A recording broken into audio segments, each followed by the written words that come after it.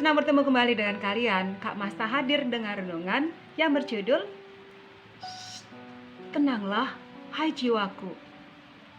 Kicauan burung, gesekan dan bambu, dan gemericik air mancur terasa menyenangkan di hati dan di telinga kita. Sebaliknya, klakson, terakan tetangga, dan alat musik nyaring malah bisa menyebalkan. Memang bunyi dan suara ada dua macam, yang menyehatkan atau sebaliknya, yang menyakitkan jiwa dan pikiran.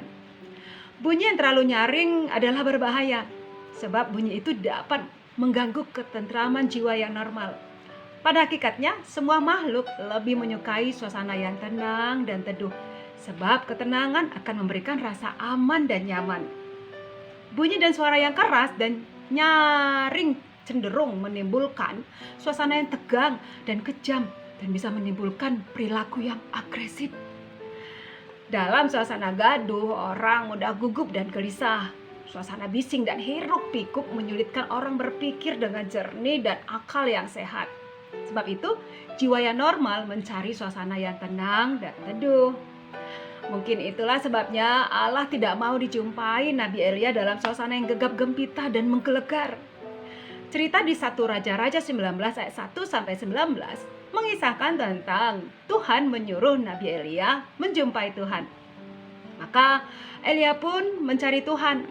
Mula-mula dia mencari di tengah angin besar dan kuat yang membelah gunung dan bukit besar. Namun Tuhan tidak ada.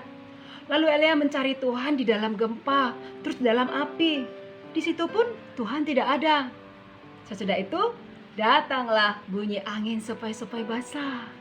Ternyata disitulah Tuhan. Artinya bahwa Tuhan dapat dijumpai oleh hati manusia yang tenang dan teduh dalam suasana yang hening dan halus. Hati manusia mencari hati Allah. Itu sebabnya kita menunduk dan beribadah. Oleh sebab itu, ibadah dapat disebutkan sebagai pelayanan keteduhan di mana suasana dan saat hati kita bisa diteduhkan dan meneduhkan diri.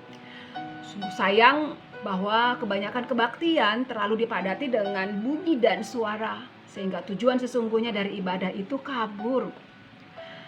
Hampir tidak ada saat di mana kita hening. Kadang-kadang orang bernyanyi seperti memekakkan telinga.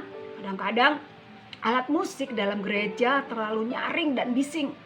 Seringkali juga pengkhotbah suaranya seperti dentuman meriam yang memekakkan telinga. Dia berteriak seperti orang histeris. Yang lebih mengganggu adalah ketika tiba berdoa. Mengapa orang berdoa dengan begitu cepat, dengan suara menggelegar bagaikan halilintar? Apakah Tuhan tuli? Terlebih lagi ketika sedang berdoa, orang yang duduk di belakang kita mulai mengeluarkan bunyi berdesis-desis seperti kepedasan, atau mengeluarkan suara seperti orang kedinginan dan gemetar akibat demam. Bagaimana jiwa dapat berdoa kepada Tuhan dalam suasana gaduh? 1 Petrus 4 ayat 7 menuliskan, jadilah tenang supaya kamu dapat berdoa. Kita beribadah untuk bertatap muka dengan Tuhan. Itulah sebabnya keteduhan begitu diperlukan oleh jiwa yang mencari hubungan dengan Tuhan. Silence my soul. 3 konsonan huruf S itu seolah-olah berbunyi S. Memang itulah yang dimaksud Tagore. Tenanglah. Tenanglah hai jiwaku. Pohon-pohon sedang berdoa. Aku berbisik kepada pohon itu. Ceritakan tentang Allah. Lalu pohon itu berbunga. Demikian renungan dari Kak Masta. Kita berdoa. Ya Tuhan, biarlah kami memiliki hati yang tenang dan teduh ketika kami menjumpai Engkau. Amin. Tuhan Yesus memberkati. Shalom.